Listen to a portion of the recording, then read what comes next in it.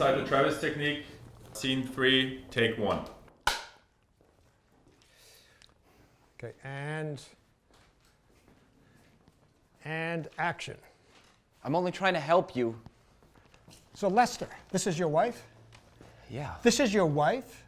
You've been married, you love her? I love her very much. Very much? Very much. Really? Really? Yeah. How's the sex, Lester?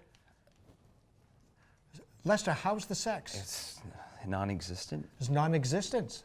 Yeah. But you love her. Of course. And the marriage is going well. And she appreciates you. Does she appreciate you, Lester? No, she doesn't. She doesn't appreciate. Do you appreciate her? Yes. Carolyn, get in here. You appreciate her? This is your husband? Her. Yep. Yep. What do you mean, yep? Do you love him? Yes. Carolyn, you do love him? Are you sure? I mean, you've been married for 20 years or something like that. You have a child. Do you still love your husband? I love this man. You love this man. This is your husband. Yep. And you appreciate him. And you respect him. Do you respect him? There are parts of him I respect. Is there a problem? Carolyn, is there a problem? Well, he just bought a new car without He just telling bought a me. new car without, so what? So what? He So should what? have consulted me. Why? Because Do you consult him every time you buy something? Did you No, consult him when but- you bought that dress? Did you? A car and a dress are very different. Oh, they are. Yes, they are. But this is his car. This is the Yes, car but he's. this is for work. This is for work. Yes, What? I have to look good for work. So you have to look good for work. Yes, So you're pissed off at him because he bought a car without consulting you. and he's unemployed. And he's unemployed. No, he has a job. That He is has not a a- job. he has a job. That is not a job. It's a real job. That is not a job. There are a lot of other people who work at Smiley's. They think it's a job. Okay. Have you told him how upset you are with him? Carolyn, have you told him how upset you are with him? He's not stupid. I think I he didn't knows. ask you if he's stupid. I asked you if you have talked to him. Do you ever talk to your husband? Yeah, we tried talking the other night, and he threw something against the wall. He threw something against the wall. So you don't talk to him. Have you told him how disappointed you are in him? With his quitting the job? Do you talk to your wife? No. You told me you love her. I do love her. You love her, but you don't talk to her. Lester, why don't you just talk to her? Because she's not interested in anything I have to say. So what what kind of relationship is this? I don't know. You love this woman and you don't talk to her. She always just... She what? She puts me down. She puts shoots you down. down my ideas. She's... Yeah, go ahead. She shoots down your idea. You have good ideas. She You have really good ideas, don't you? She used to know what made me happy, and she used to care about it. Okay. Now she doesn't even ask about how my day was, how I'm feeling at all. She doesn't care. Do you want her? Do you want her to talk to you? Yes. But then maybe you should talk to her. What would you tell her if you could tell her anything and nothing bad would happen? What would I tell her? What would you talk to her about? What would you tell her? I would ask her why she is what she is now, which is not the person that I married. Oh, not the person you married. She's changed. She's become completely different. And that bothers you. That upsets you. Yes, because also... How long has this been going on, Lester? 10 years? 10 years? Probably. And how long since you've talked to her about it? Have you ever mentioned it to her once? 10 years of silence? Is that what we're talking about? I've maybe hinted at things, and then she always What avoids would you the like to conversation. tell your husband? If you could tell him anything, what would you like to tell him? He's not the man I married either. I didn't ask you that. What would you like to tell him? I'd tell him the ship has sailed. The ship, does this mean it's over? No, but it has sailed. What ship has sailed? The ship between us. It's sailed? It's not where it should be. It's not where it should be. And it's all his fault? It's not just one person's You're doing fault. the best you are. I do You work are. hard. You're working hard, I know. I do. And you bought this house? Yes. You bought the car? Yes. You got the real estate business going? You've been Yes. working really hard. Yes. Has he been helping you? No. Have you said anything to him about that? I tell him many times when we're Yeah. at functions to just man up and just help. Just man up and help. At functions. How about at Yes. home? He messes it up, so it's easier to just do it. To do what? Everything. What would it feel like, Carolyn, if you could tell him exactly how you feel about him? How would that feel? Exactly. Why are you shaking your head? Why are you Because shaking we your don't head? do that. I didn't ask you that if you did that. I know you don't do that. How would it feel if you could tell him exactly how you feel about him? I don't know because I've never done it. Imagine. What if I told you you could do it and nothing bad would happen? I'm going to give you that opportunity. Wouldn't you like to tell her exactly what you think of her? Wouldn't you like to tell her that you miss the woman she used to be? Yes. Wouldn't that feel good? It'd feel good, but I'm a little afraid. Afraid of what? Just the way she would react. What? Okay, yeah, but if I told you that nothing bad is going to happen, I'm going to give you an opportunity, Lester, to tell your wife, Carolyn, exactly what you think of her, exactly how you feel about her, exactly how disappointed you are, what you want from her, right now. Okay. Right now? You ready? Right now, you're going to tell Lester exactly what you think of him. This is 2 monologues going on at the same time. You ready? And go. You've You completely left me alone, changed. You are Lester. not the I don't person know that I where used you to went, marry. but the ship You has have something sailed. going on in You your have head that you're zero striving ambition. towards, I and you've asked you to forgotten go about and us, and write you've forgotten something to about save your Jane. job so that I was We the have only one a house with a contributing, white and you picket wouldn't fence and do a it. backyard, And then what and you you've do, got you your shiny blackmail Mercedes, your and that's all you boss. fucking care Who about. does That's that? all you don't And care then about you me started anymore. looking at You don't you. even Okay, care okay. about yourself. Okay, Lester, how's it going? It What? felt good. It Felt very good? You're Yeah, saying felt what you good. want to say? Are you saying what you Yes. want to say? Yeah. Yeah, and it feels good. It feels good. Yeah, okay, and she's listening to you. I don't know if she's listening. She's not listening to you? I don't know. Well, what's It's the hard to point, tell. Lester? What's the point of saying all this great stuff to her if she doesn't hear it? Wouldn't it be great if she heard it? Yeah. Yeah, how's it going, Carolyn? What? It's not going very well Why not? because it's pointless. He What do you mean it's doesn't hear pointless? me. He doesn't Are you hear me. saying what you want to I say? am saying And it. he doesn't hear you? No. So what are you going to do about that? Can you get him to stop and listen for once?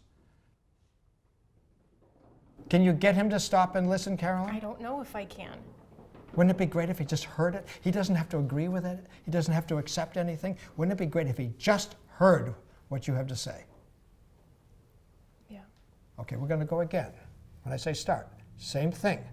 This time, your objective, get the other one to stop talking and listen. Get Lester to stop talking and listen to you. Get her to stop talking and listen to you. Okay.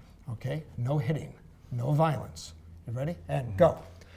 You need to listen to me right now. Just And I know listen you for think that once I'm in your fake, life. but the Please listen fact to what I have to is, say. I have contempt, utter contempt for You- who you have become, Did and my Well, respect who I've is become? gone. You're It's the one who's actually become a different gone. person. When I see I've you lost a crawl little into piece bed of at me night, inside parts of because me it's die, dead and you killed and it. I don't want to be here anymore. If you would just release me. I can't I release you can't because I love you understand and we were why bound by marriage. you would We have a just daughter. want this life and you I don't want a even life care with you. about I want her. our life You back do that we not used to care about have. her or me. Read the scene. What? Whose car is that out front? It's mine. 1972 Pontiac GTO. The car I've always wanted, and now I have it. I rule. Where's the Camry? I traded it in. Shouldn't you have consulted me first? Let me think. No. You never drove it. You look good. What have you done? Where's Jane? Jane's not home. So we have the entire house to ourselves. Christ, Carolyn, when did you become so joyless? Joyless? I am not joyless. There happens to be a lot about me you don't know, Mr. Smarty Man. I have plenty of joy in my life. Whatever happened to the girl that used to fake seizures at frat parties when she'd get bored?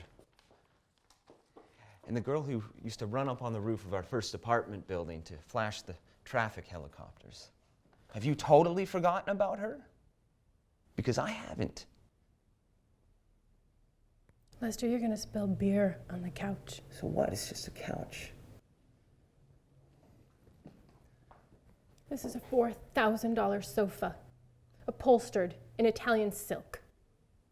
This is not just a couch. This is just a couch. This isn't life, this is just stuff. And it's become more important to you than living. Well, honey, that's just nuts. I'm only trying to help you. Carolyn, come here.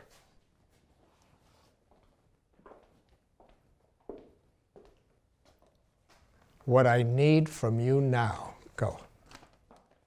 What I need from you now Need from you now is to listen to me have- and take a step back from Wake whatever up. this is. With I your need you to wake flowers up and your and be there matching with shoes and me everything.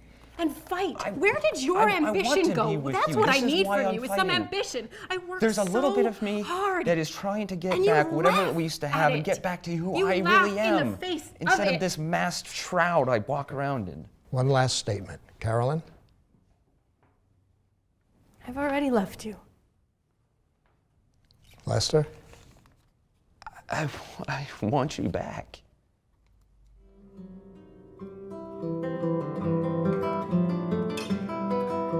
Good morning, good afternoon, good evening to all of you. And thank you for being here at this webinar. I'm really excited. I'm looking forward to talking with all of you about my work, sharing my work with you, and at the end, sharing some questions and your questions, and actually getting a chance to talk with you.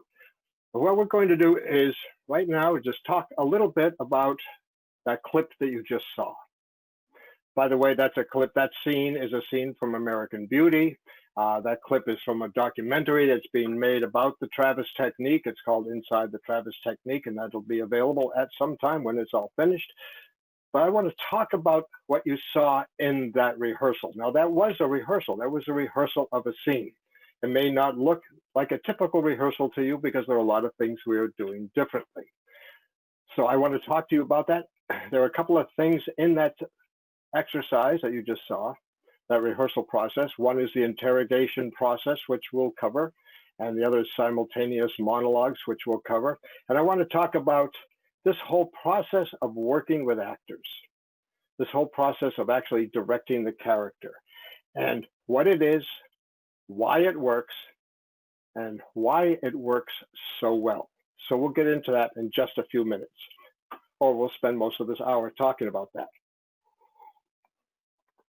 First,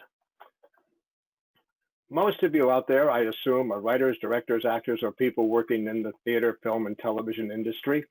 And there's a common thing that we all have within our work, usually, which is a script of which is written by the writers. You writers write scripts for us, and we deal with these scripts, and these scripts guide us towards what we're going to create. Just like American Beauty from that clip has a script.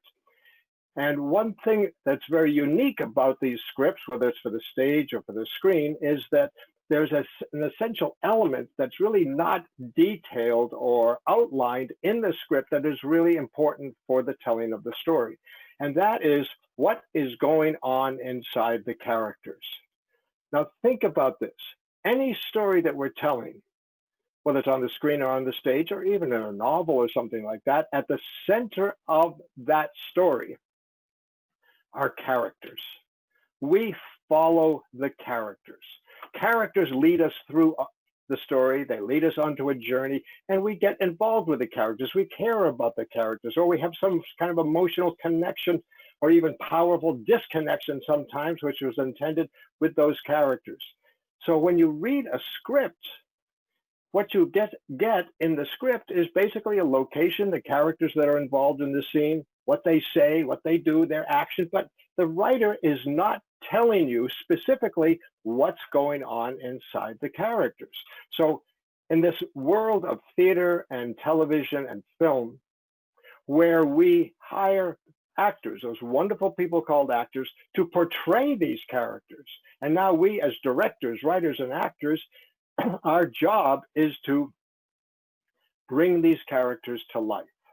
And it's really finally in the hands of the actors to bring the characters to life. But we as directors are there to help them and help guide them in that process. But if you don't know really, honestly, what's going on inside the characters, who these characters are, what they're thinking about, dreaming about, what their aspirations are, what their expectations are, what their life history is like, how can you help guide this character to coming alive? Now, what most directors fall into, which is a pattern, which for many, many years, I was doing the same thing, which is basically called result directing, which is we talk to the actors and we, as directors, talk to you actors and we say, here's how we want you to play the scene. This is very typical. Here's what the scene is about. I see it going at this pace, this kind of energy. When you hear the bad news about the child, that's when I want you to take a moment and let that sink in. And actually what we're doing with the actors and with the actors' permission is we're designing a performance. We are even going to the point that some directors will do and say, on this line, I need to hear a lot of anger. On this line, this is where the tears need to come. And actually, we are telling the actor the results we expect or think we need, either on the stage or especially on the screen when we're filming it. This is what we need. So that's result directing. Now, there's a problem with this. There's a big problem with this. The problem is that you're trying to design and control the behavior of a character that you don't really know. You're trying to control the behavior of a character based on what you think is going on with that character, what you think when you read the script. Now, when I say you think, I'm talking to writers, directors, and actors, all three of us. I mean, I'm a writer, director, and actor, and I know when I read a script as a director, I have that big problem that probably a lot of you directors have, is immediately we start directing the movie in our head. Immediately we start seeing the performance in our head, in our mind. We can feel it. Actors do the same thing. They can feel the character that they're going to play. Writers do the same thing when they're writing the scenes, writing the whole screenplay. They can feel it. Now, this is good. This is really important.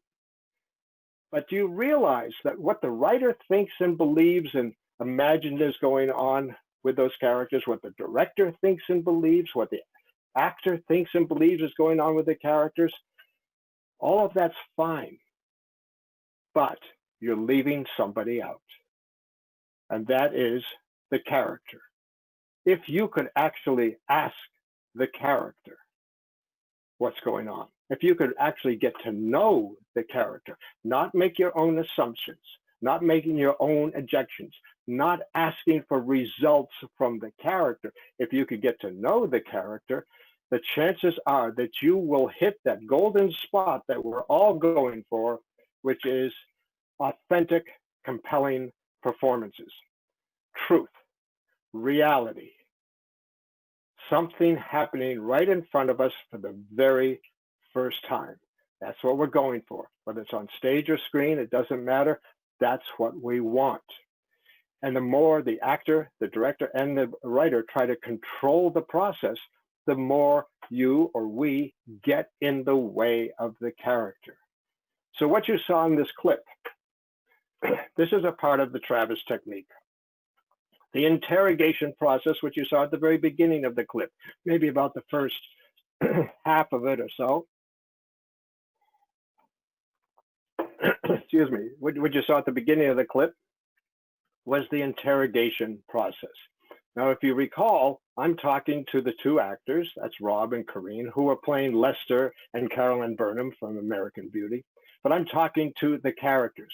In fact, there's not even one moment in an entire clip of about 11 minutes that I actually talk to the actors at all. I'm only talking to the characters. The interrogation process is a critical process. It's a powerful process, and it is the muscle at the center of the Travis technique. Think about this. Here's a concept that came to me many, many years ago when I was teaching in Amsterdam, the idea that maybe we should stop directing the actors. Now think about this. Directors like to direct the actors. That's what they do. They like to tell the actors what they want, what they need, how to play it, how to try to fulfill their vision. What would happen if we as directors stopped doing that? What if we instead bypass the actor? In fact, bypass the actor's influence on the character and only talk to the character. Now, if you see acting the way I do as both an actor and a writer and a director, and especially as a director, that once a actor is cast in a role, and you say there's Rob and Corinne cast in those two roles, once they're cast, the character that they want to become actually exists inside them. This is what I believe powerfully. It exists inside them. In fact, after I cast anything I'm doing, I tell the actors that basically they don't have to develop the character. They don't have to create a character. What they need to do is release a character. Now, actually, creating and developing a character is a lot easier because basically the actor has control. The actor can create or develop whatever they want, pretty much whatever they want, however they see it. And a lot of actors, and I've seen this over years and years and years, will create something that is easy for them, comfortable for them, in their wheelhouse, as you say. Something that I can play this. This is a character I can play. And quite honestly, my feeling is that doesn't matter. What matters is let the character be who the character really, really is. Release the character. Now, I'll talk about the casting process a little later in this talk and how I handle that. But back to the interrogation process, if you remember from the clip, what I'm doing when I'm talking to the character, this is not just a simple interview. Hi, how are you? What are you doing? What do you want? That's easy because if I have an interview with the character and just am asking him simple questions with no pressure at all, actually what happens is the actor's brain takes over, not the character's brain. Now, here's a very simple concept. When an actor is working and portraying a character, there are actually two brains going on inside the character, inside the actor. There's the actor brain over here, and there's the character brain over here. Now, the more you activate the actor brain, the more the actor will be present, the actor will be working, the actor will be taking control and trying to control the whole process. And the more you activate the character brain, the more the character's brain will take over, and the more the character will be present, the more the character will have control. Now, part of this concept is let's take the control not only away from the actor, but take it away from the director as well. And let's put the control as much as we can into the hands and the body and the soul and the energy and the passion and the dreams of the character. Now, that's what you saw happening. And during the interrogation process, as if you recall, it was a lot of questions. I'm asking both actors a lot of questions. Questions about their relationships, questions about sex, questions about buying cars and buying clothes, questions about a lot of things that are going on. And if you watch or you recall, you can watch it again if you like. If you recall in the clip, you can see the pressure that the actors are under. Now, when actors go through this process, they feel enormous pressure. It's not painful, but it is pressure. And it's so much pressure on the character, not on the actor, on the character to be present and to answer these questions and to take control of, or not even control of, but just own who they are and what they are in that moment, that there is now actually no room for the actor. Many actors I've talked to about working this way, I ask them what happens to them, the actor, during the interrogation, and they say, well, I'm sort of there, but I have nothing to do with what's going on, and I'm sitting in the background watching the character and hoping that he or she will survive somehow.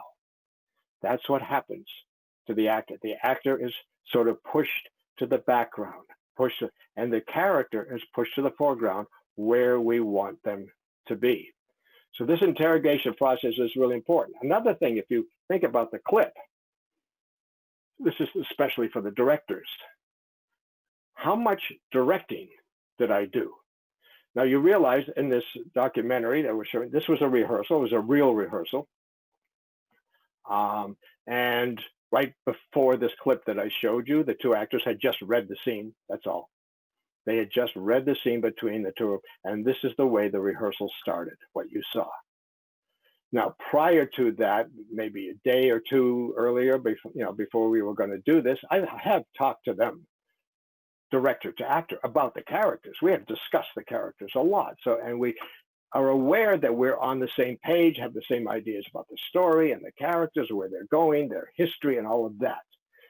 But we had never talked about how to play the characters. We have a common understanding of who the characters are, but no idea how to play them. And I intentionally don't discuss how to play the scene at all. So this is the first rehearsal. So as you think back on the clip, how much directing did you see? I never discussed the scene.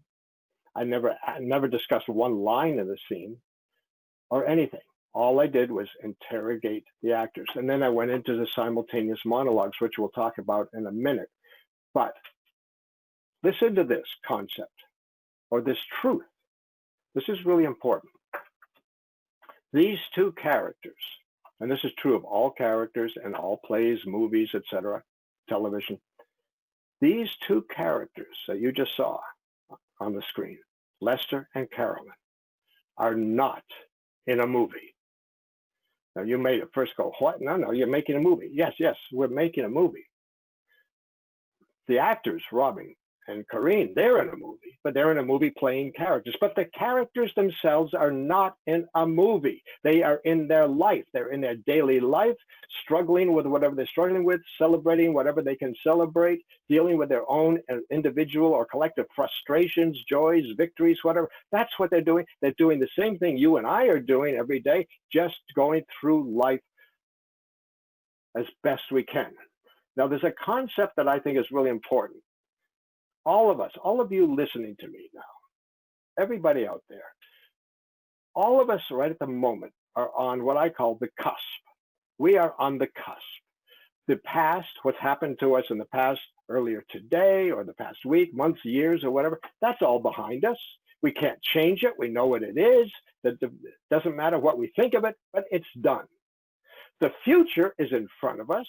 And we have some sort of hopes and dreams or fears of whatever is going to happen in the future, but we have no idea what it is. We'd like to think we know, but we really don't. The cusp, where we are, is in the moment. As all of you are listening to this webinar now, listening to me talking about it, as I'm talking to you, we're all in this moment. Now, my goal as a director, and as an actor too, but my goal as a director is to help the actors get into that cusp as the characters, to be on the cusp. Let Lester and Carolyn be on the cusp, which means I have to remove from them any knowledge or plan for the future. Now, when you say, well, that doesn't make sense, you're right, it doesn't make sense. Acting is planning for the future. Acting is planning the future. Acting is trying to control the future. I'll play the scene this way. I'll do that line that way. Now, that's a big part of the job. And yes, there are lines that are written and staging you have to follow, all of that. I got that. I understand that. But emotionally, what is happening inside the character, do not plan it. Planned emotion is fake emotion. Planned emotion is pretend emotion. Planned emotion can lead you right into melodrama. It's dangerous. Unplanned emotion, unplanned reactions, unplanned emotional behavior is golden. And that's what I'm going for. So I do not tell the actors how I want them to play the scene. And they've been working with me. These two actors have worked with me before. They don't ask. Now, in our earlier discussion, we discussed a lot of things. We discussed a lot of emotional possibilities, but no requests for any kind of response. Now, the second part you saw in this clip, which was called Simultaneous Monologues, and that was the moment when I had them talking to each other. Actually, I have them expressing to each other the very things that they refused to say to each other earlier. They said, yes, I want to say this, but I'm afraid I can't. Yes, I want to say this, but it's a waste of time. That's what I'm going for. I'm going for a part of each character, and every character in every movie, plays, teleplay has this. Every relationship has this. The dreaded truth. The dreaded truth is the truth of how I feel about you, but I can't tell you. I can't tell you because it'll ruin the relationship. I can't tell you because of what you will think of me if I tell you that. There's like a million reasons why I will feel such shame or abandonment or whatever if I tell you my truth. But when you're working with actors, portraying characters, those actors need to know what that truth is. They need to feel it so deeply and so powerfully that it's starting to bother them that they can't express it.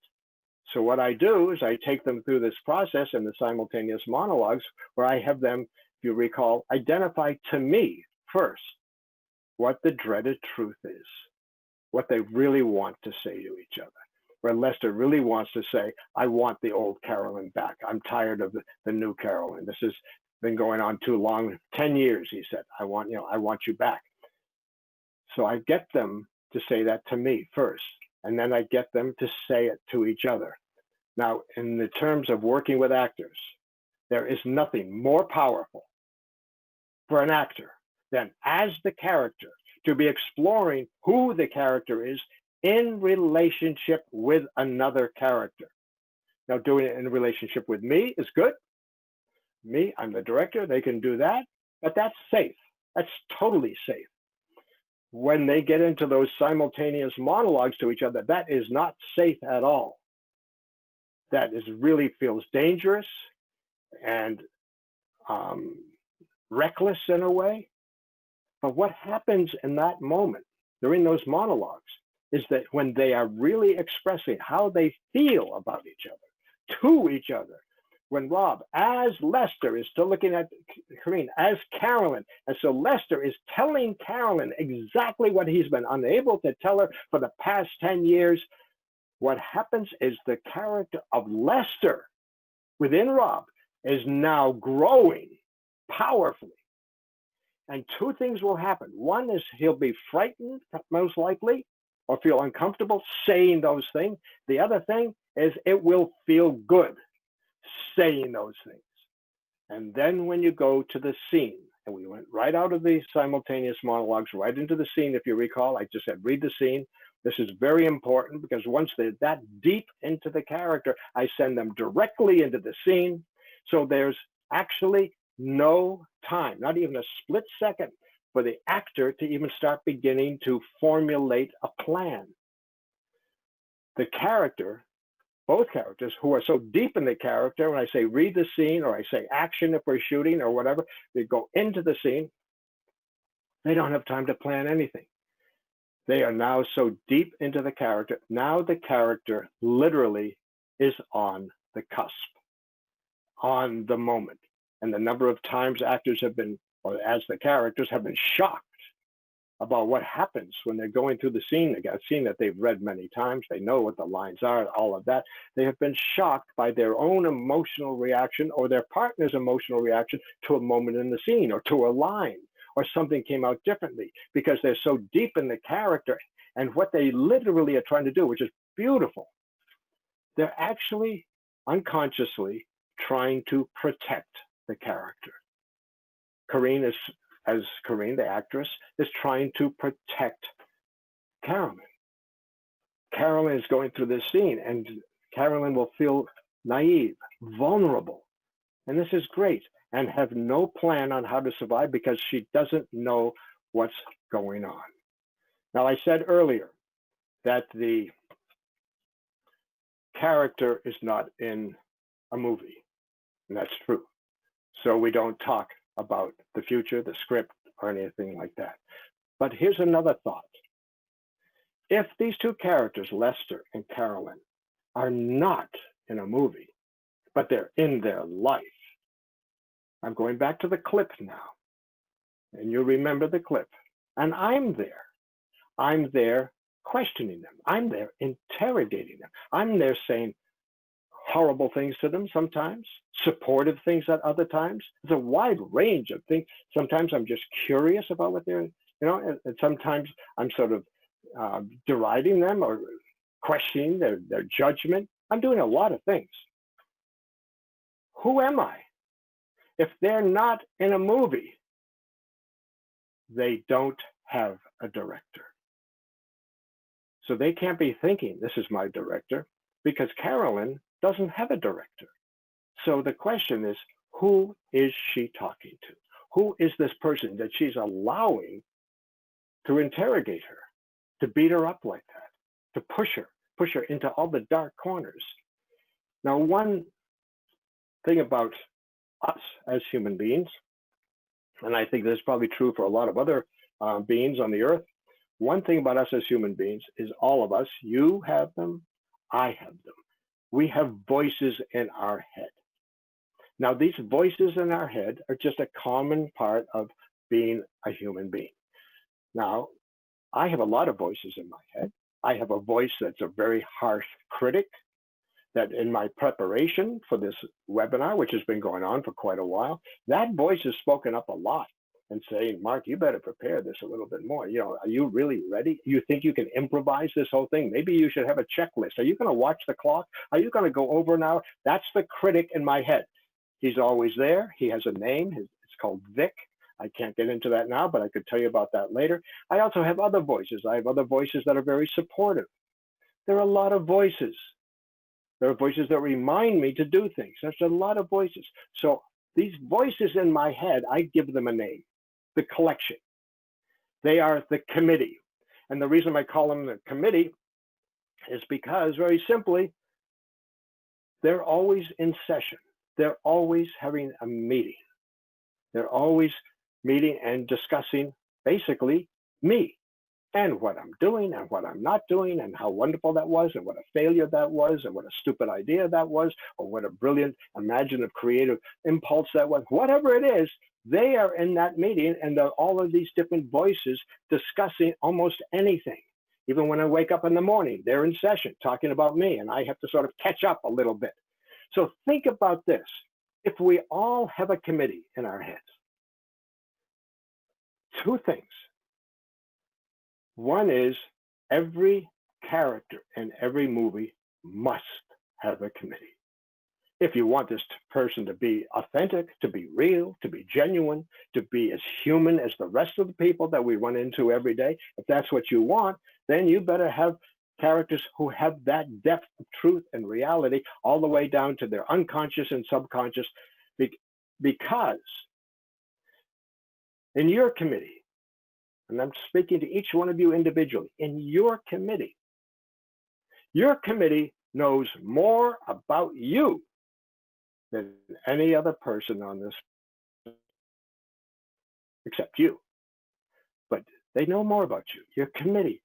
So in that committee, in that group, is the essence and the depth and the complexity, the dark side and the light side. All the sides of the character are contained right there.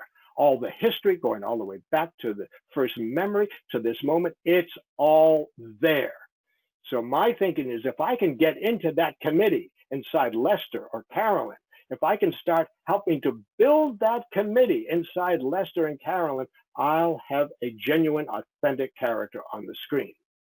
So my questions to Carolyn and Lester that you saw in the clip, and you realize they have a lot of different points of view that I expressed, a lot of, because I am not one person. I am several voices in their heads, and I can shift and go anywhere I want, say anything I want, I can accuse a character of something and then praise them the next moment for the very same thing. I can do that because that's the way their committee works. I am building the committee. So I am not a person when I'm interrogating.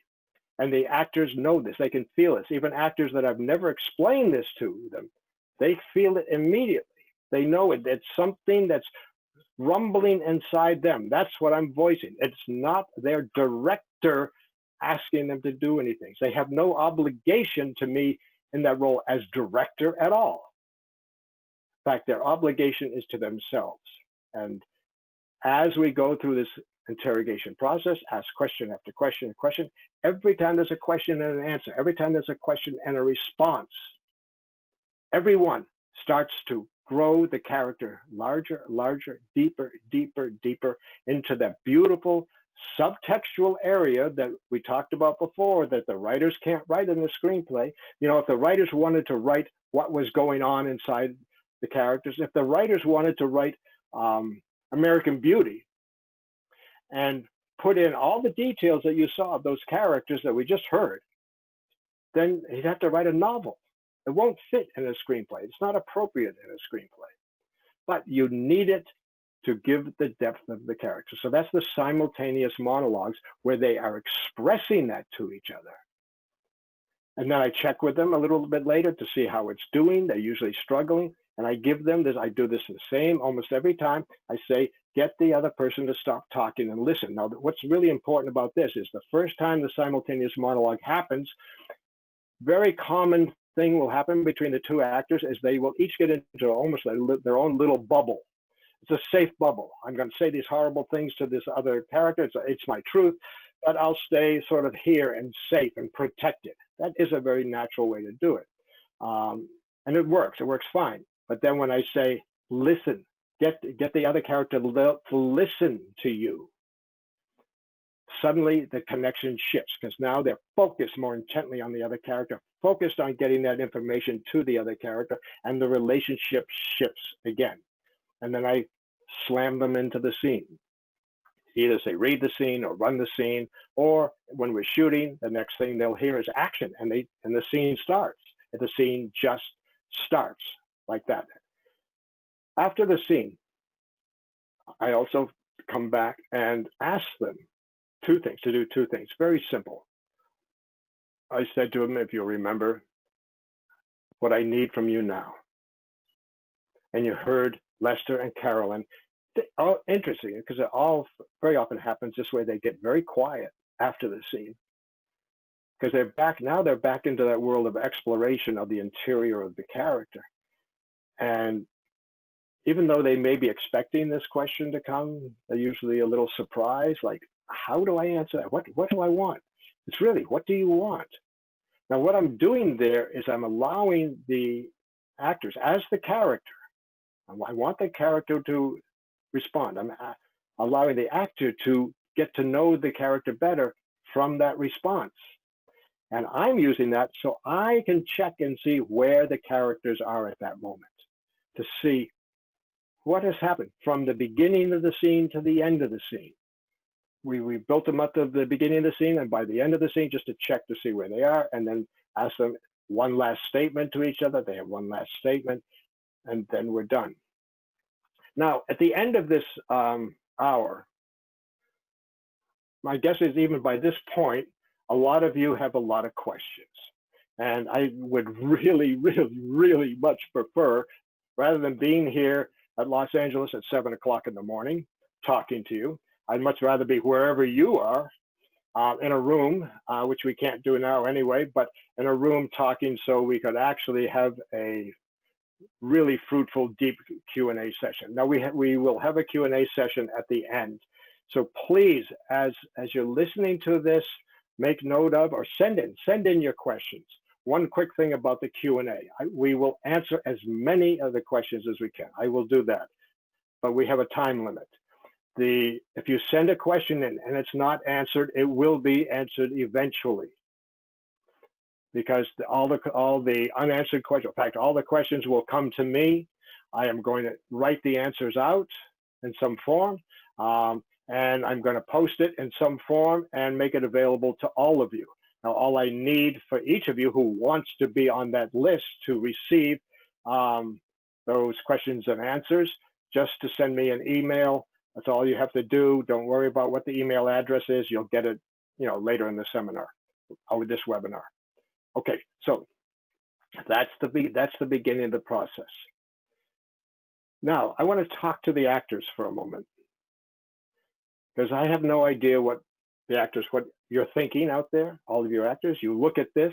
Some of you may be shocked, surprised, horrified, thrilled. I don't know. But let's talk about your role in this and how it works. First of all, as I said before, when the interrogation process happens, it is a lot of pressure. Actors feel the pressure.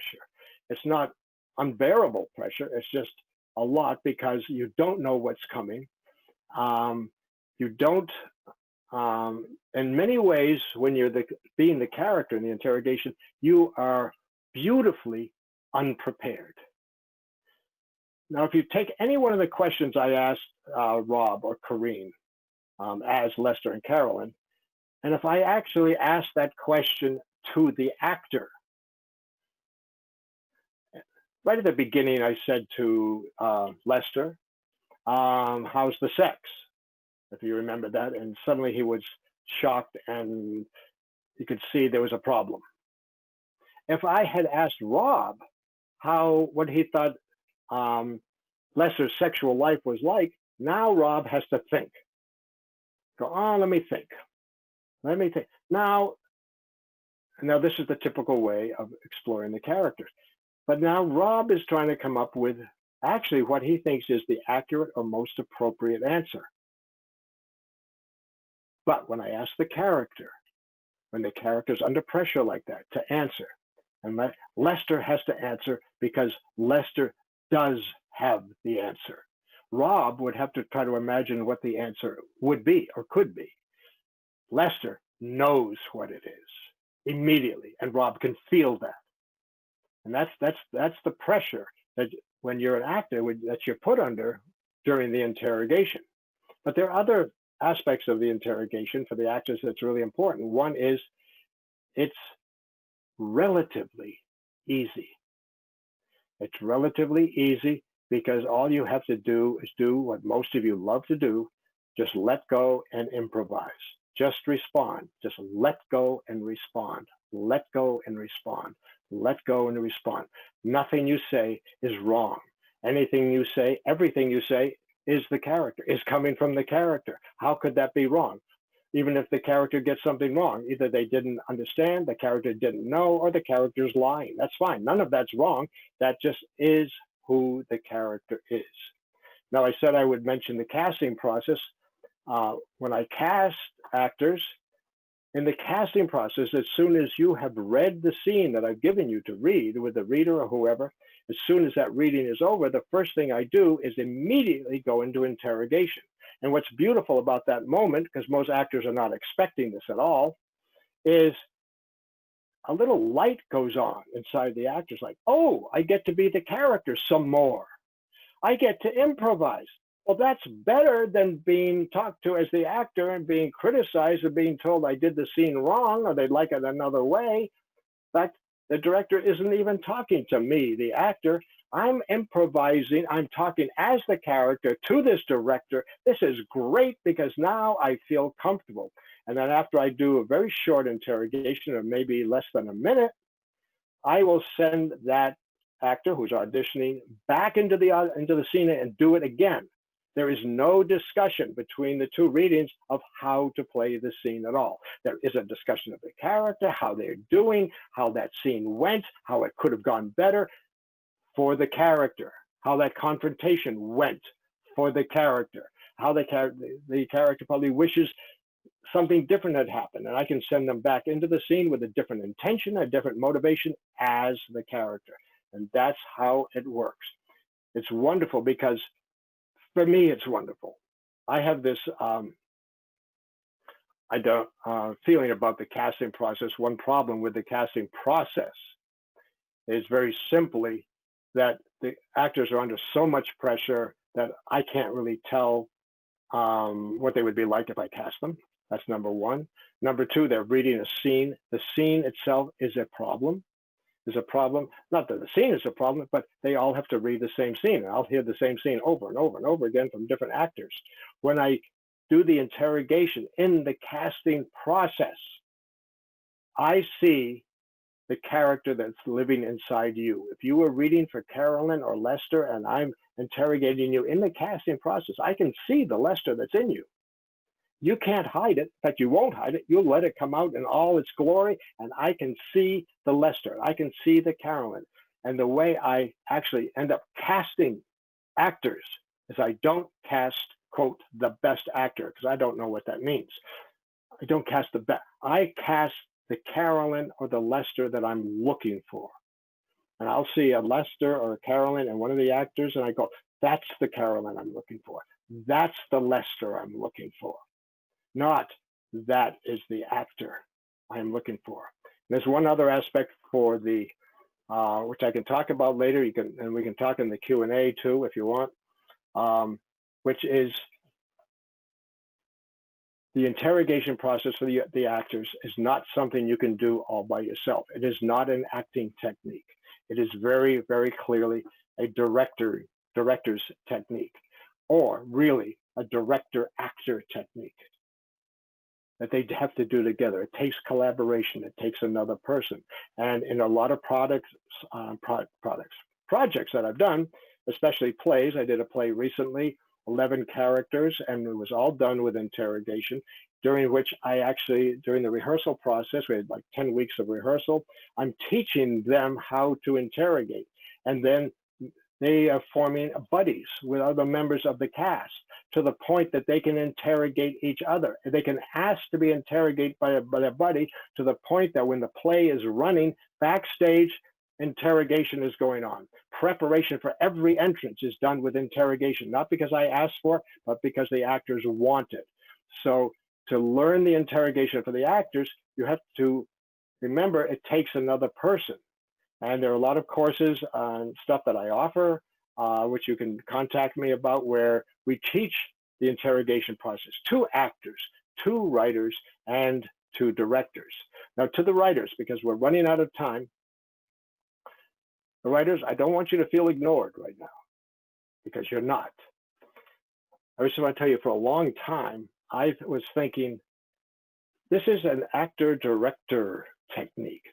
This and something we can talk about later, which is the power of staging and how scenes are staged, all actor-director. I have a lot of ways of working with actors and directors working together to raise the level and the quality of the work. But then what about the writers? So with this interrogation technique, for a long time, I thought, this, the script is done and all of that. This is really starting after the script is done. But then, and this was years ago, because I do a lot of consulting on screenplays, I decided to take a leap. And I was talking with this writer, and we're talking about the screenplay, we're talking about the characters, and all these characters who live inside the writer, just like the character lives inside an actor.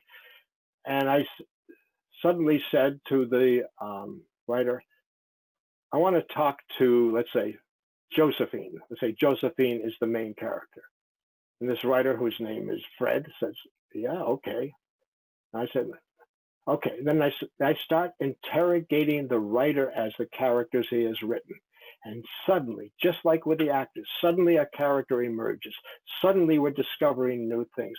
I'm doing the same kind of interrogation. I just want to know who this person is, what they want, what their dreams are, what their fears are, everything. What is going on in the chaos inside them? That's what I want to know. And during that process, the writers start to discover things about the characters that they were not aware of, even though these are characters that they created. These are characters they came up with. They were their own imagination. It's really, what the truth is, I think here is, it's really hard to know somebody else. Really, really hard. Even if it's somebody you have created, how well do you really know them? So also what we have for the writers is a very, very powerful workshop, which is actually the foundation of the Travis technique, which is called Write Your Life. I don't have time to go into it now, but I'll give you a quick overview. And then if you want more during the Q&A, or you can write to me later, I'll give you a lot more information. But Write Your Life is the art and craft of autobiographical storytelling. Now think about this for a moment. You're about to tell a story about an event or something that happened to you. A lot of us do this. In fact, every day we're telling stories about what happened to us. But imagine you want to really tell this story. First of all, the story you're going to tell is already written because it's already happened. So the question isn't about creating events or characters or things. The big question is, how do I tell the story? And now, how well do I know my protagonist? Because my protagonist is me. This happened 10 years ago, and this is me 10 years ago. How well do I know myself 10 years ago? How well do I know me? And then, like you saw in the Simultaneous Monologues, where those two characters revealed a lot about themselves, how willing am I to reveal me 10 years ago? The truth of me. Maybe a truth that I'm ashamed of now. Doesn't matter what it is. How well do I know it? How am I willing to reveal that truth? That's tough. And this is why this is the foundation of the Travis technique, because the whole Travis technique is only about storytelling. And the better we know ourselves, the better we can write about ourselves and talk about ourselves and explore ourselves, the better we can write other characters, the better we can explore other characters. So the Write Your Life, along with the interrogation process, which you saw, with the power of staging, which is another whole part of the technique, which I can talk about another time. These are the foundation of this technique that creates more authentic characters, more authentic stories, more authentic performances than anything I have ever seen before. Now we have about 1 minute left. One more thing I want to say to the writers is we have one other thing we have very special for you. I know as a writer, I've written a lot of screenplays. I've written a lot of books, but I've written screenplays, and I know how tough it is. I know how hard it is sitting alone in front of the screen and trying to imagine these people and what they're doing and why they're doing it and all that. It's hard. I mean, and I admire what all of you do. And what happened, this was many years ago. In fact, it was in Germany, and I was working with a writer, and she was struggling with, the story and all that. And I said, let's bring in some actors, and let's put them in some scenes or something like that. Sort of the typical thing you could do. But what happened, and we did that. And what happened though, when we brought these actors in, and I was using the interrogation process on them, again, all these characters emerging. And there's the writers sitting there going, oh my God, I'm seeing my characters. I'm seeing my characters alive and well. I can talk to my characters. I can have two of my characters talk to each other. I could even tell them, talk about this, or set them up in a situation. In other words, I am meeting my characters live. So we have a technique that we use, which I can talk about more later, which is called Meet Your Characters. And this is primarily for writers, where we teach you the interrogation process and how to use it so that you, during the development or the creation of a story, you could gather 2 or 3 or 4 or 5 actors together, sometimes non-actors, it still works well, and you can interrogate them so you can actually meet your characters live and get a sense of who they are. And it's not just them reading your script, they can do that too, but it's best just to meet them first and get a sense of who they are, and then let them read the script to see how your process is working, how your script is coming, and how your story is going. Okay, we're very near the end. We're going to go to a Q&A in a few moments here, but I have a wrap up I want to do. So just to go and review some of the things we've been talking about. The first slide here is the interrogation process and the committee. You all know what that is. You know what the committee is, the voices inside your head. The committee actually contains all the subtext in the story. Okay, now it's a technology moment. There we go. This is something I didn't bring up, but I'm glad it's on the slide here.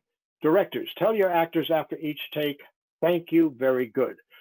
One of your biggest job, directors, is to create, and you all know this, a safe space for the actors.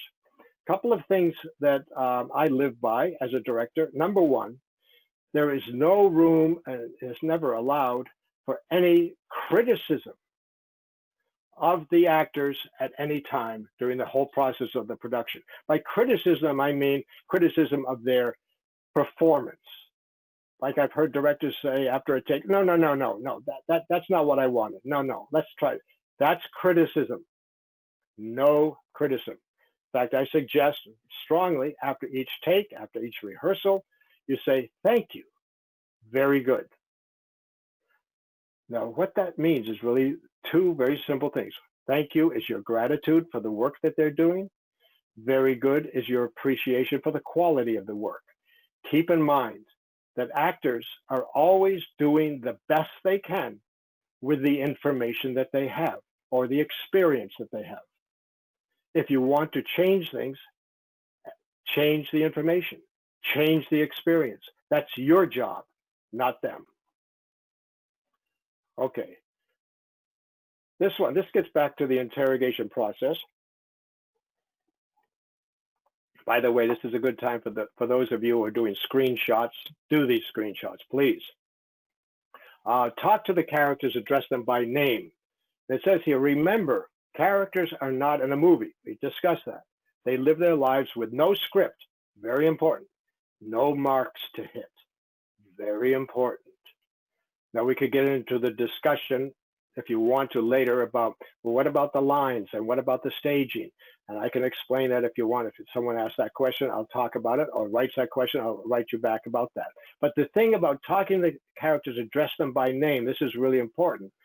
In the clip that you saw, I only said Carolyn or Lester. I never said Rob or Corinne.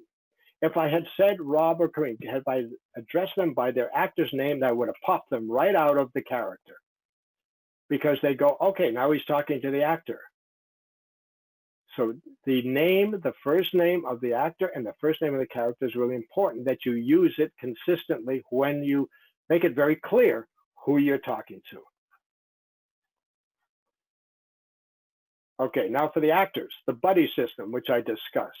This buddy system, if some of you want to know more about that, or you want to know about some of the workshops and training we have, on our website, one of our websites, which is called TIFI, T-I-F-I, there is a masterclass called the Travis Technique for Actors, where you can actually see the buddy system working and how it's working between the characters.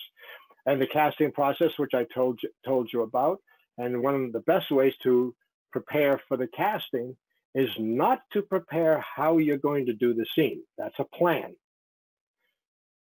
The best preparation is to get into the world of the character as much as you can.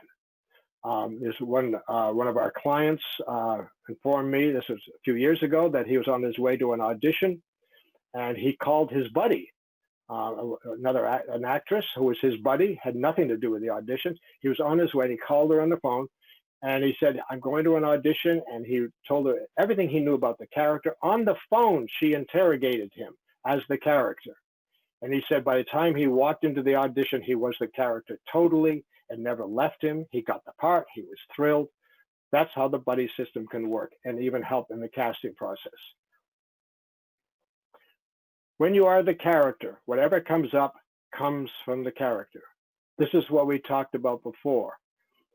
The wonderful thing for the actors is being interrogated is anything that comes to you comes out. You let it out. You just let it out. You don't filter anything. You don't censor anything unless it's the character trying not to reveal something. That's fine. But you, the actor, just get out of the way, let it come out. And everything in the interrogation that we hear from you, we attribute to the character, not to you. Drop the actor's plan. Yeah, the actor's plan during production is a dangerous thing, as I've said before, because it's a planned performance. It's a planned, performance. And quite honestly, I know people have won Academy Awards for those performances, but that's not what I'm going for. I'm going for authentic characters, authentic behavior, those startling moments when we're shocked by what we're seeing on the screen, on the stage, because it's so real, it's so genuine. We're a little surprised, beautifully surprised. So drop the character's plan, and in place, drop the actor's plan. Drop the actor's plan, and in the place, put your character's plan. Focus on what your character wants. And your character, remember, is not in a movie, so you cannot be focusing on how you're going to play the scene or how you're going to do a certain line.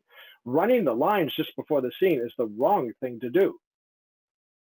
What you should be doing just before the scene is going through your character's mind, figuring out how you're going to get what you want when you enter that scene. Don't run the lines. Now for the writer's recap, we talked about meet your characters, which I can talk to you about more. And if you want more information about that, just write to me. You'll have my email address. The fifth element is the element I talked about. That is the missing element, the subtext, the internal world of the characters in the screenplay. And even though writers don't have to write that, because we don't expect them to write it in a screenplay, you have to know it. You really have to know it. And that's why the meet your characters will bring all of that information to you, even though you can't write it in the scene. Once you get that from the actors, if you do meet the characters, now you have a deeper sense, a deeper knowledge of who these characters really are. If you want to write a good story, write what you don't want others to know about you. Now think about that. This is a powerful, powerful statement. Write what you don't want others to know about you. Now you saw in the clip two characters finally expressing to another character what they did not want the other character to know. But think of it as a writer. And it's about you. Write what you don't. That's dangerous. The best writing is dangerous. And what I would suggest to the writers, or all of you who want to write, is start making a list. What things don't I want anybody to know about me? You may find there's some wonderful stories, characters in that. That's if you want a good story. If you want a great story, write what you don't want to know about yourself. Now we're into the world of Write Your Life, that course we do on autobiographical storytelling. And every time we do it, we've been doing it for years, hundreds of people, they start to discover things that they didn't even know about themselves or didn't want to know. And it's powerful. And they are writing about it, and they're telling it and performing it in front of other people. What would you write if you had no fear?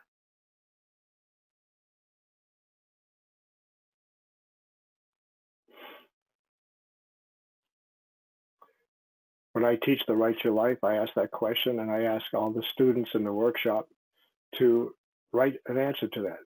We give them plenty of time to write down what they would write about if they had no fear. I tell them they don't have to share it with anybody. Just to make the list will be enough. And many times, because a lot of these students take this course every year, one of those stories will pop up 2 or 3 years later. And they'll say, that story I just told you was the story I couldn't write about before. So I suggest even make a list. What would I write about if I had no fear? And the last question, in the world of what we're going through, the virus, all that, which is horrible and horrendous, and I really hope all of you are well, taking care of yourselves. Please be careful. Please be safe. This is a good time to sort of collect ourselves and think about who we are and what we're doing and what our goals are. Really, really important. And then this last slide.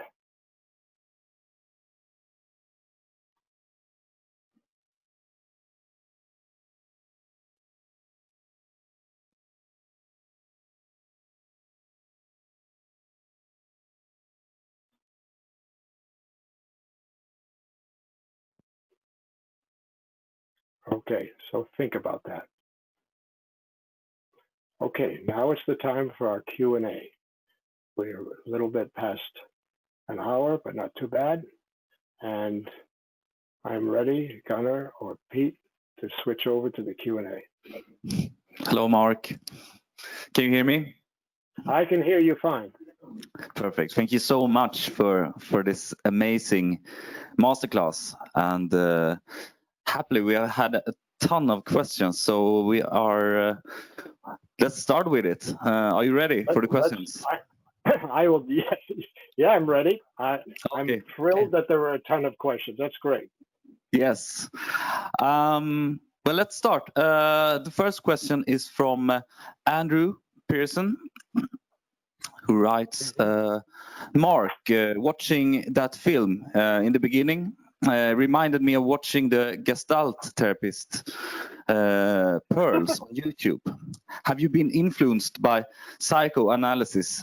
I've heard that you use hypnosis or NLP. Is that true? Can you elaborate? Wow. Okay, Andrew, that's a huge question. I'm actually writing it down. Getting back to the therapist, we could talk a lot about all the therapy I've been through. Has that influenced what I'm doing? Absolutely.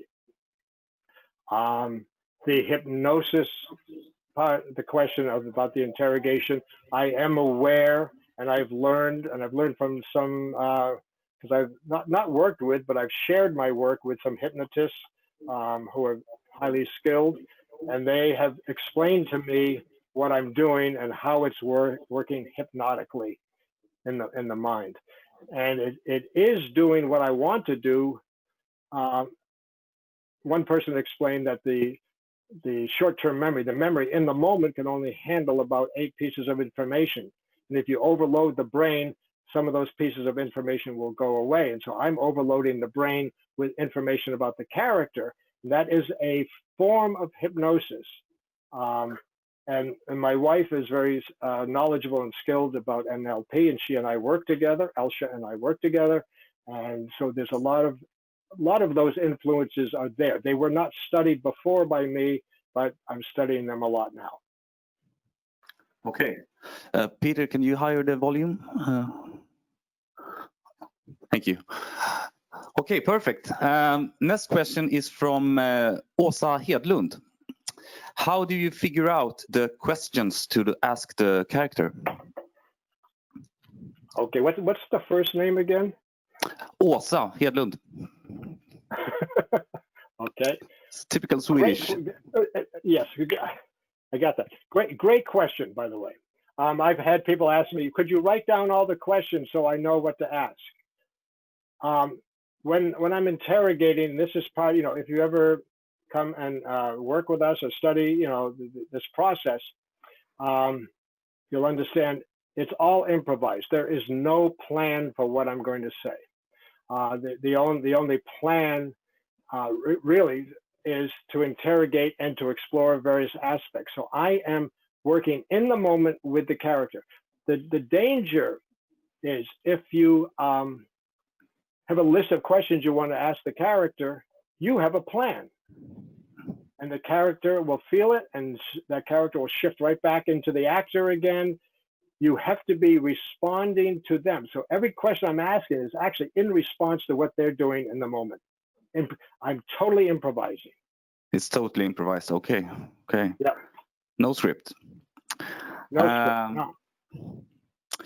No. Next question is from Niva Ehrlich. Thank you so much for mind-blowing input. Directing children, would you use the interrogation process with young actors between 8 or 10 years? And so, if so, which adjustments would you apply? Okay, 8 to 10 years old is, anything that's pre-teen. With this process, you have to be very careful with children because, especially the real young ones, the very young children, there's very little separation between them and the character anyway. And you run into the danger of doing damage. You could do damage to that child. So the interrogation with children is much softer than what I did there. And it's almost back to, it's not as much pressure. And then again, it also depends on each child or each child actor that I'm working with. You have to sort of sense where they are. You have to be very, very, it works well. The thing is, the children usually love it because it's just playtime for them. They don't resist it. The ones who resist it are mostly adults. Okay.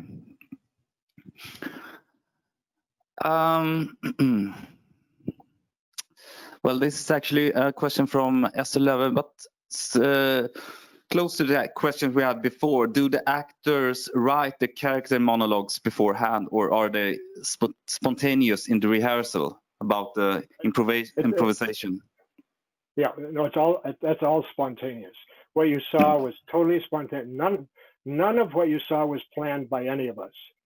And if In fact, I mean, it's a good question. So thank you for that. If the actor was going to write a monologue, I would say based on what?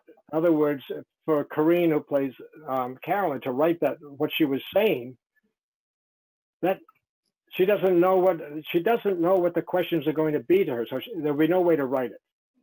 And if the actor wanted to write it beforehand, I would say don't do it. Wait until the interrogation. All right. And I think you can scroll down a little bit. Thank you. And can you hire a little bit?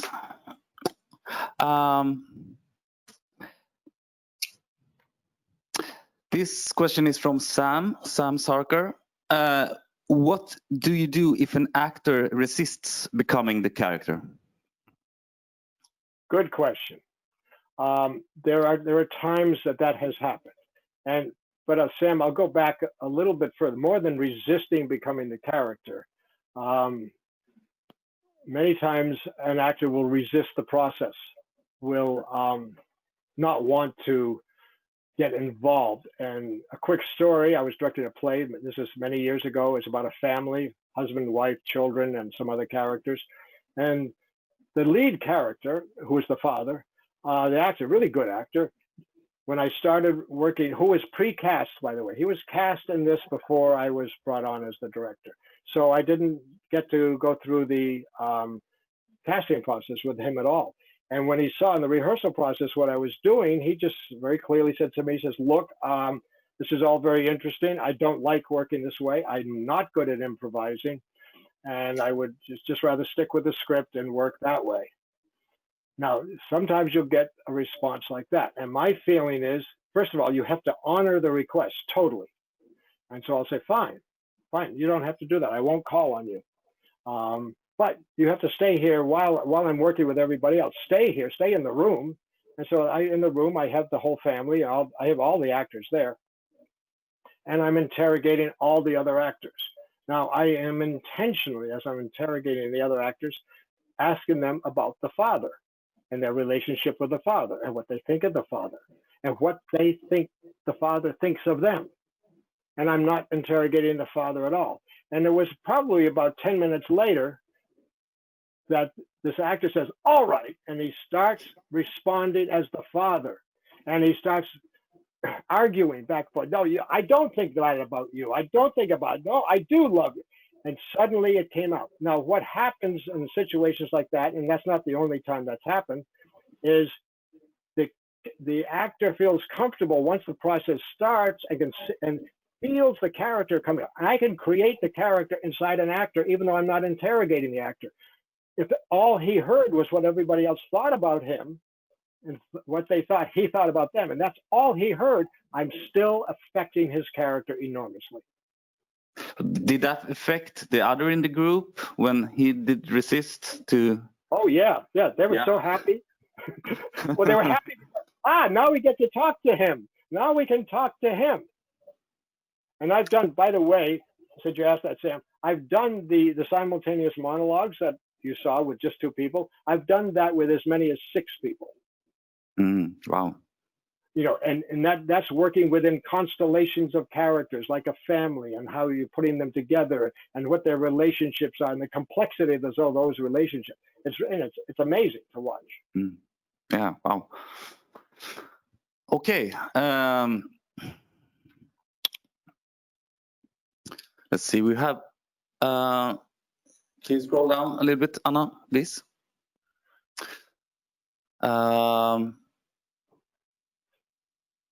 From Walter Lee, what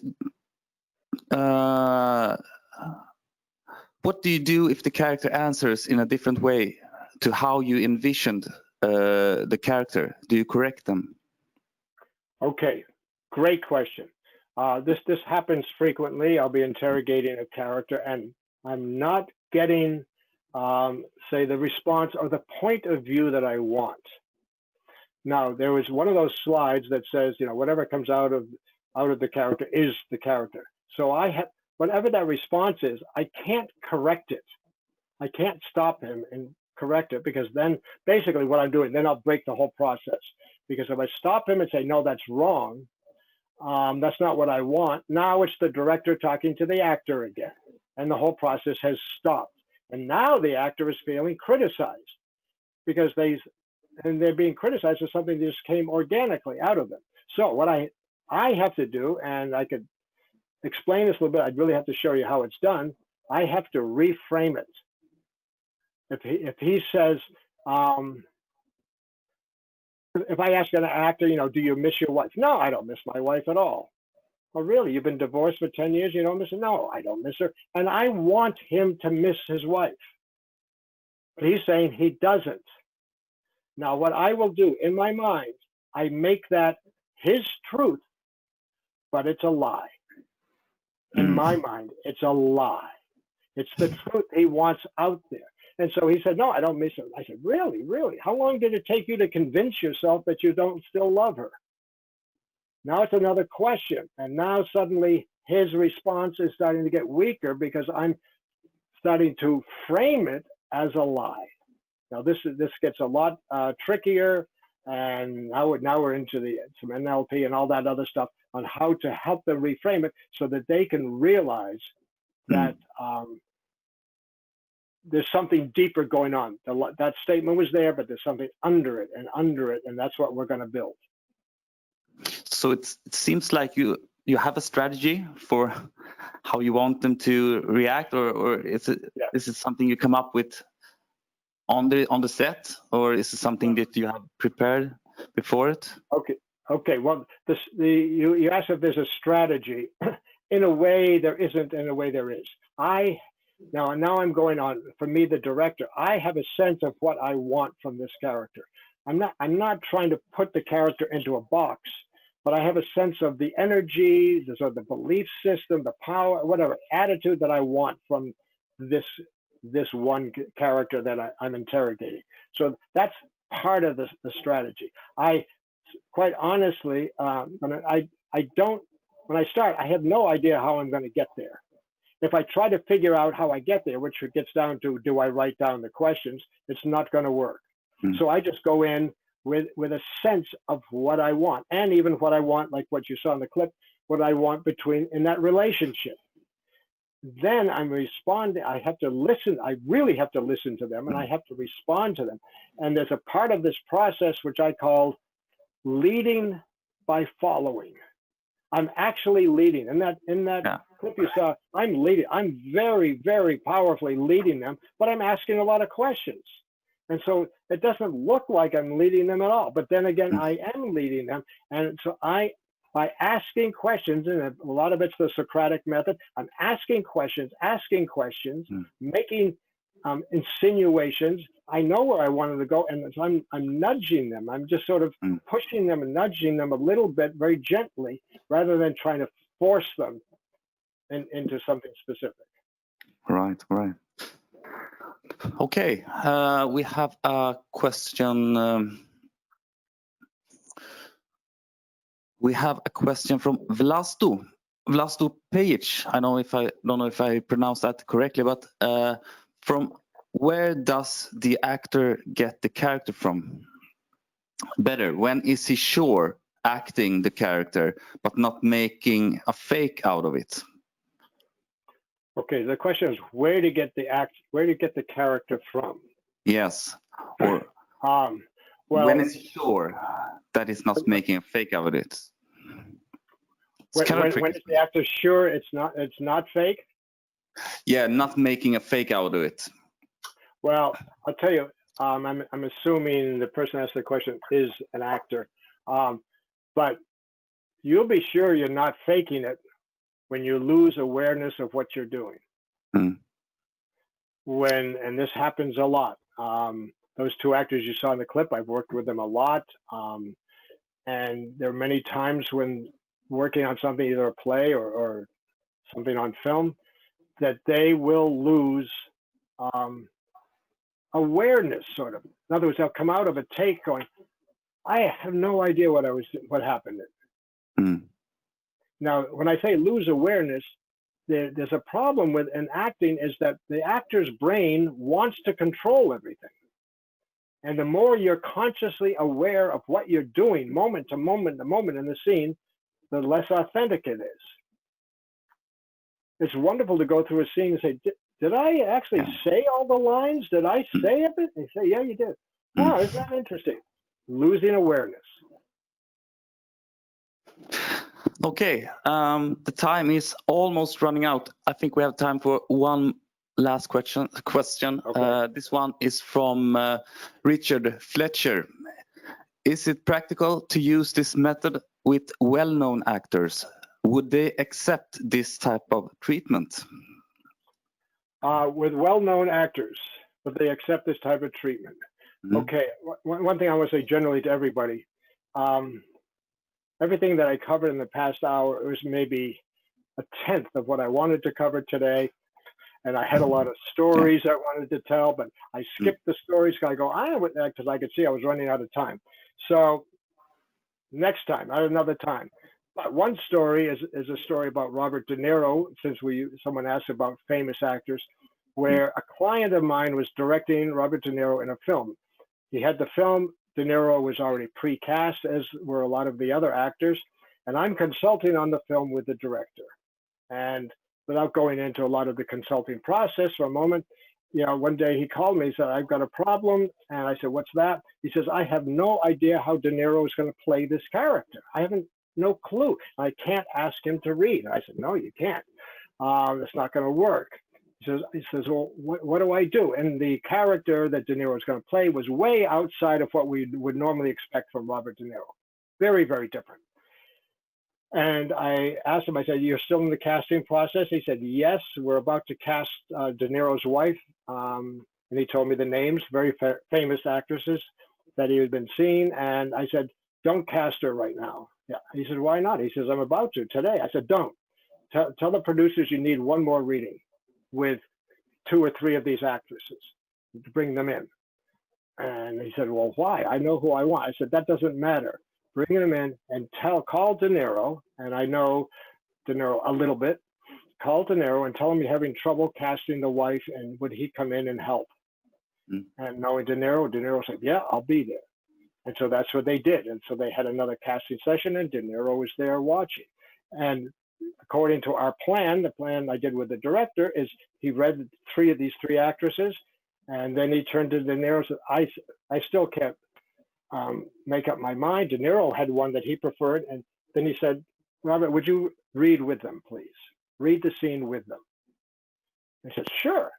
Now he's seen the audition. Now he has De Niro doing the character that he wanted to do. And now during the casting, he has been interrogating the actresses, and now he gets to interrogate De Niro. And De Niro was fine. He started to, what is it about your wife that you like so much and all of that? And she's younger than you. Can't you find anybody your own age? And now he's seeing the character full blown right in front of him during a casting session for the actresses. No problem. Oh, it's a good story. Yeah. Okay, Mark. Unfortunately, we don't have time for more questions. But as you mentioned before, we've received so many questions, and there will be a possible way I will send the question to you, and people are, of course, free to email you. Right. I don't know, Peter, can you switch back to the PowerPoint? Let's see if we have the... So okay, yeah, this screen, I'm just saying to everybody, take a screenshot of this screen. There's a lot of information on here, and I said this is a good time to, or even with your iPhone, take a picture of it. Okay, you can go ahead, Gunnar. Yeah. But this is basically, if you want to contact Mark, here's the email address, and you're also, as I mentioned before, a writer of several books, Mark, and so please take a look at them. Is there anything you would like to say about the books? Well, yeah, let me see. Yeah, a few things I want to say. First of all, email address is there. 2 websites, as you can see. One is the Travis Technique, and the other one is my more personal one. The Travis International Film Institute is where we have online some workshops and seminars and master classes that you can take. So I encourage you all just to go there and look around. But also you can write to me at the email. The books, these are 2 books. I'll tell you pretty quickly what they are. The one on the right, Directing Feature Films. That's everything a director does from the moment he gets a script, he or she gets a script, till the moment the movie is done on the creative side. It's not highly technical. It's a lot of the stuff we've been talking about here today, how to get the performance, but not just getting the performance from the actors, but the whole process of making a feature film, the creative journey that you go on. That's the Directing Feature Films. The Bag of Tricks is an interesting book, which was my publisher asked me to write, so I did. The subtitle is Get What You Want, from writers and actors. So the writers and actors out there, you can get worried if you want, or buy the book and figure out what directors are really doing. But what this is really about, I call it a bag of tricks because that's what people kept calling them when I told them about these. They're really techniques we use when we're collaborating with another creative artist, with a writer or with an actor. And basically, it's how we can help each other get past the blocks or the resistance we have. When a writer is resisting something, when an actor is resisting something, how can you reframe it? How can you approach them in a different way? There's one simple truth that if you're having a creative issue with another person on a project, if you argue about the creative issue, you will not resolve it because somebody has to win. And that's not resolving it because that means somebody has to lose. This book shows you ways of getting out of the problem, coming at it from a different angle, which you as a director can guide that process so that you can come to a resolution where you're still collaborating. So these books, and they're all available on Amazon.com. You'll find it. They're in bookstores everywhere. They're in ebooks, and the Directing Feature Films has been translated into many languages. I don't know how many. Well, great. Well, time's up. It's out, and I would just like to say thank you so much, Mark, for this amazing masterclass. We're so happy that we had a chance to invite you to Audiovisual Talks.